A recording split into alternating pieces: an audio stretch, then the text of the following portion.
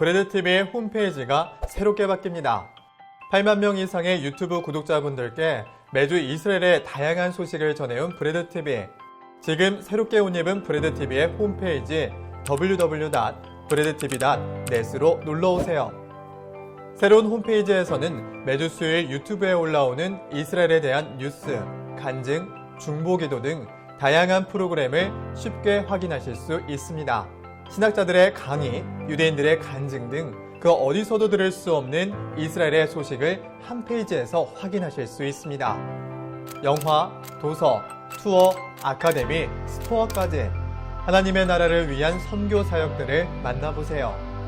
하나님의 눈동자 이스라엘, 이스라엘을 향한 사랑의 첫걸음, 브레드TV와 함께 시작하세요. 새로운 홈페이지는 휴대폰이나 태블릿 PC에서 한 번의 클릭으로 들어오실 수 있습니다. 브레드TV 바로가기 아이콘 만들기 안드로이드 버전입니다. 첫 번째, 휴대폰 화면에서 인터넷 버튼을 눌러주세요. 두 번째, breadtv.net을 입력해주세요. 세 번째, 홈페이지로 이동한 후 휴대폰 하단의 메뉴 버튼을 눌러주세요. 네 번째, 메뉴를 보시면 플러스 아이콘과 함께 현재 페이지 추가 버튼을 눌러주세요. 마지막으로 현재 페이지 추가를 누르시면 홈 화면 버튼이 있습니다. 이제 홈 화면 버튼만 눌러주시면 바탕 화면에 브레드TV 홈페이지 바로가기 아이콘이 생성됩니다. 다음은 아이폰과 아이패드에서 브레드TV 바로가기 아이콘 만드는 방법입니다. 첫 번째, 인터넷 버튼을 눌러주세요. 두 번째, 주소창에 breadtv.net을 입력해 주시면 홈페이지로 이동합니다. 세 번째, 홈페이지로 이동한 후 핸드폰 하단 공유 버튼을 눌러주세요. 네 번째, 화면의 스크롤을 위로 올려 홈 화면의 추가 버튼을 클릭해 주세요. 그리고 마지막으로 추가 버튼만 누르시면 간편하게 휴대폰에서 브레드TV의 소식들을 만나보실 수 있습니다. 휴대폰 바탕 화면의 바로가기 아이콘을 누르시면 한 번에 원하는 방송을 시청하실 수 있습니다.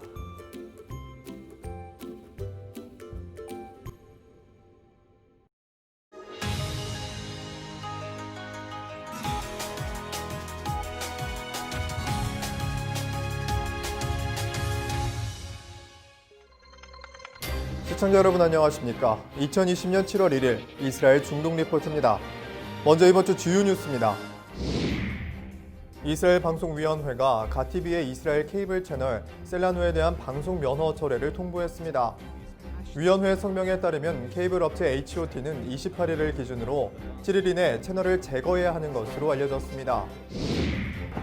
이스라엘군이 한 주 동안 시리아를 최소 8차례 이상 공습해 정부군과 시아파 민병대 등 20여 명이 사망했습니다. 보도에 따르면 이스라엘 새 정부 출범 이후 국방부는 시리아 내 이란군에 대한 작전을 한 단계 높일 것이라고 밝힌 것으로 알려졌습니다.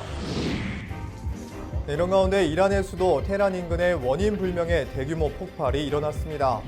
전문가들에 따르면 해당 지역은 이란이 처음 핵무기 고폭 실험을 한 장소 인근이며 탄도미사일 개발 및 제조시설이 위치한 곳이라고 분석했습니다.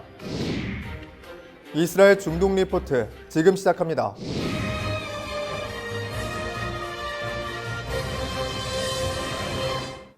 첫 소식입니다.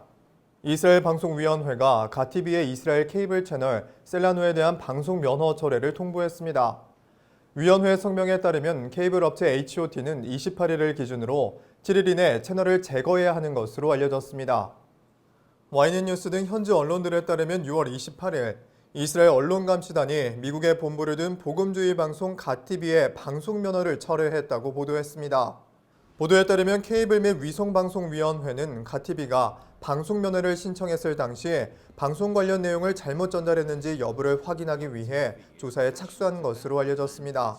또 아셔비튼 방송위원회 의장은 관련 조사와 청문회 이후 케이블 업체 HOT의 셀라누 채널을 7일 이내에 제거해야 한다고 통보했습니다.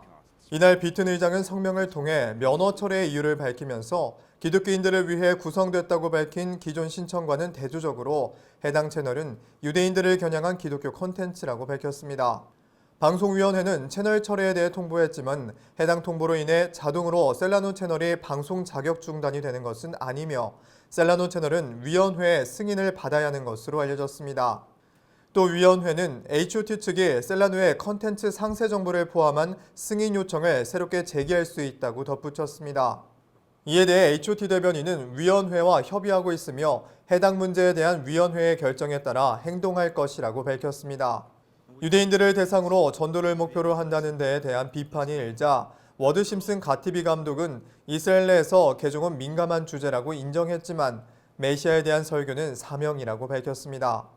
한편 국제기독교 네트워크의 가티비는 지난 4월 이스라엘 케이블 업체 HOT를 통해 셀라누라는 이름으로 채널을 만들어 방송을 시작했습니다. 하지만 채널 출범 당시에도 이스라엘 내에서 논란이 일었고 특히 데이비드 암살렘 통신부 장관은 해당 채널에 대해 유대인을 기독교로 개종시키려는 선교 채널이라고 비난한 바 있습니다. 이스라엘군이 한 주 동안 시리아를 최소 8차례 이상 공습해 정부군과 시아파 민병대 등 20여 명이 사망했습니다. 보도에 따르면 이스라엘 새 정부 출범 이후 국방부는 시리아 내 이란군에 대한 작전을 한 단계 높일 것이라고 밝힌 것으로 알려졌습니다. YNN 뉴스 등 현지 언론들에 따르면 6월 23일 이스라엘군 전투기가 시리아 동부 데이르 에조르주를 공습해 시리아 정부군 2명과 민간인 4명이 사망했다고 시리아군 소식통을 인용해 보도했습니다. 시리아 관영 매체 사나통신도 이날 공습은 시리아 남동부 지역 수에이다 인근에서 진행됐고 시리아군 대공 시스템이 적대적인 목표물에 대해 가동됐다고 보도했습니다. 또 시리아 인권관측소는 이날 공습은 적어도 8번 진행됐고 이라크와 아프가니스탄에서 넘어온 활동가 최소 12명이 사망했다고 밝혔습니다. 보도에 따르면 이스라엘군의 이번 공습 목표 중에 한 곳은 무기 창고인 것으로 알려졌습니다. YNN 뉴스에 따르면 2주 전에도 미확인 전투기들이 시리아 데이르 에조르주 내 친이란 민병대를 목표로 공격한 것으로 알려졌습니다. 또 보도에 따르면 최근 이스라엘 국방부 관계자들은 시리아 내 이란군 및 이란군 지원 세력에 대한 작전 단계를 높일 것이라고 밝힌 것으로 알려졌습니다. 현지 시간 27일에도 이스라엘군 추정 전투기들이 시리아 동부 국경 인근 알-아바스 마을 내 정부군 및 친이란 세력 주둔 지역을 공습해 친이란 성향의 군인 6명이 사망한 것으로 알려졌습니다. 시리아 인권관측소는 이날 공습으로 사망한 군인 중에 4명이 시리아 국적이었다면서도 함께 있던 군인들의 국적은 밝히지 않았습니다. 또 이번 공습은 이스마엘 가니 이란 이슬람 혁명수비대 사령관이 해당 지역의 이란군 주둔지를 방문했다고 이란 관영 매체가 보도한 지 몇 시간 뒤에 이뤄진 것으로 알려졌습니다. 타임스 오브 이스라엘에 따르면 현지 시간 28일에도 이스라엘군이 시리아 동부 아불 카말 알시알 인근을 공습해 이란의 지원을 받는 군인 9명이 사망했다고 보도했습니다. 해당 공습에 대해 라미 압델 라흐만 관측소 소장은 이날 새벽 공습으로 사망한 군인들 대부분은 이라크 국적이었다고 밝혔습니다. 한편 이스라엘군은 2011년 시리아 내전이 발발한 이후로 시리아 내에서 수백 차례 공습을 감행해왔습니다. 이스라엘 정부는 시리아 내에서 이란군 및 시아파 무장단체들의 주둔을 레드라인으로 설정하고 시리아 정부군, 헤즈볼라, 이란군 등을 목표로 공습하고 있습니다. 가자지구 테러단체 하마스가 이스라엘 정부의 서원지구 일부 지역에 대한 합병은 팔레스타인에 대한 전쟁 선포라며 이스라엘을 위협했습니다. 하마스는 해당 성명을 발표한 지 하루 만에 이스라엘을 향해 로켓포를 발사하면서 국경 지역 긴장을 고조시켰습니다.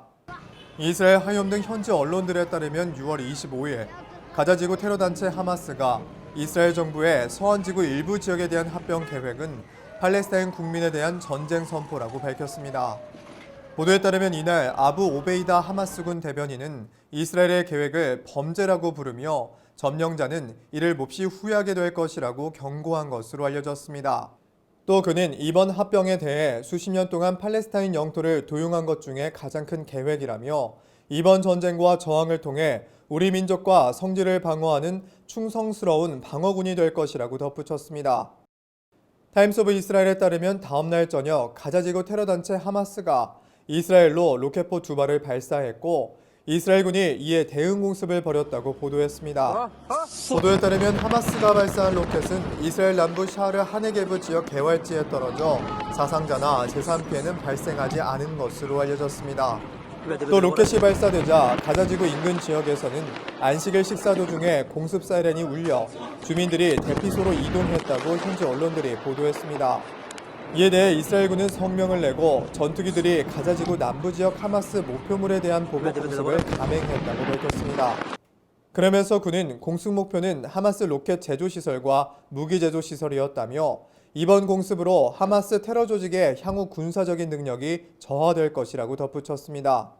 또 하마스 연계 매체인 알-레샬라 뉴스는 이날 이스라엘군 탱크가 가자지구 중심부 디르 발라 동쪽 하마스 관측소를 목표로 포탄을 발사했다고 보도했습니다. 보도에 따르면 하마스 매체의 해당 보도 직후 이스라엘군 공군이 가자지구 남부 지역에 대한 공습을 진행한 것으로 알려졌습니다. 한편 최근 이스라엘 정부의 서한지구 합병 계획에 대해 국제사회는 거센 비난을 해왔지만 가자지구와 국경지역은 비교적 조용했다고 현지 언론들이 전했습니다. 보도에 따르면 최근 몇 달 동안 이스라엘과 하마스는 포로 교환을 포함한 장기 휴전 협정에 합의해 가자지구 국경지역은 대체로 고요함을 유지하고 있는 것으로 알려졌습니다. 이런 가운데 이란의 수도 테헤란 인근에 원인 불명의 대규모 폭발이 일어났습니다. 전문가들에 따르면 해당 지역은 이란이 처음 핵무기 고폭 실험을 한 장소 인근이며 탄도미사일 개발 및 제조시설이 위치한 곳이라고 분석했습니다. 타임스 오브 이스라엘 등 현지 언론들에 따르면 6월 27일 이란의 수도 테헤란을 뒤흔든 폭발은 이란군의 지하 터널 시스템과 미사일 생산 시설에서 발생했다고 보도했습니다. 보도에 따르면 테헤란 인근에서 발생한 거대한 폭발의 원인은 불투명한 것으로 알려졌습니다. 이에 대해 파르스 이란 관영 매체는 해당 폭발은 국방부에 속한 시설 인근에서 산업용 가스탱크가 폭발한 것이라고 보도했습니다. 파르스 뉴스는 이날 새벽 알보르즈 산맥 지평선에서 치솟은 화염의 모습을 전하면서 해당 폭발로 테헤란 시내 집들이 흔들렸다고 보도했습니다. 다부드 압디 국방부 대변인도 성명을 발표하고 이번 폭발은 확인하지 못한 가스 누출 때문이며 폭발로 인한 사망자는 없었다고 밝혔습니다. 이에 대해 타임스 오브 이스라엘은 이번 폭발에 대한 이란 정부의 대응은 이례적이며 이란이 20년 전 핵무기 개발에 방아쇠를 당기기 위해 고폭 실험을 한 것으로 간주되는 지역 인근에서 발생했다고 분석했습니다. 또 파비안 힌츠 몬테레이 미들베리 국제문제연구소 연구원은 해당 폭발로 고체 추진 로켓을 제조하는 샤이드 베이커리 산업그룹의 시설이 파괴된 것으로 보인다고 설명했습니다. 미국 워싱턴에 본부를 둔 호지르 전략국제문제연구소도 해당 지역은 무기를 조립하는 곳으로 의심되는 수많은 터널이 존재하는 것이라고 분석했습니다. 이에 대해 미 국방정보국도 이란이 중동에서 가장 큰 규모의 지하시설을 보유하고 있다며 해당 지역은 미사일 개발 및 생산을 포함해 이란의 탄도미사일 능력의 대부분을 지원하고 있다고 밝혔습니다. 한편 지난 19일 국제원자력기구 IAEA의 핵심 정책 결정기구는 이란 정부의 사철단의 핵시설에 대한 조사에 협력할 것을 요구하는 결의안을 통과시켰습니다. IAEA 이사회의 과반수가 동의한 이번 결정은 최근 IAEA가 이란이 핵 확산 금지 조약 NPT를 준수하지 않은 것에 대한 대응인 것으로 알려졌습니다. IAEA에 따르면 이란 정부가 사찰단이 핵시설 2곳을 방문하는 것에 대해 거부하고 질의 3분의 1에 대한 답변을 거부하는 등의 위반을 저질렀다고 설명했습니다. 이에 대해 이란 의회위원회는 IAEA와 맺은 추가적인 검증 협정에 대한 이행을 멈추는 법안을 비준한 것으로 알려졌습니다. 오늘 저희가 준비한 소식은 여기까지입니다. 시청해주신 여러분 고맙습니다.